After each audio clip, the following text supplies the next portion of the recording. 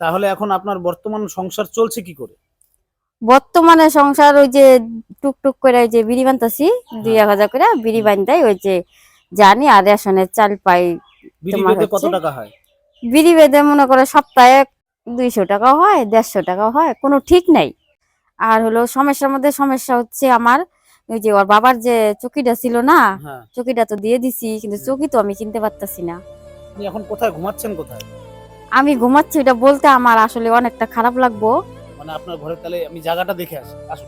যে সুপারি গাছ দিয়ে সুপারি গাছের মানে বাঁশের ইসের মতো থাকা লাগে না না। আচ্ছা, আচ্ছা। আর এখন যেহেতু ঘরে চাল নেই বললেন, হুম। ঠিক আছে? ঘরে যখন চাল নেই তাহলে আমি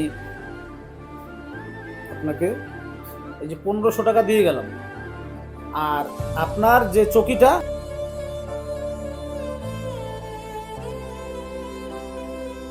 ভালো থাকবেন, সুস্থ থাকবেন। আসি আজকে?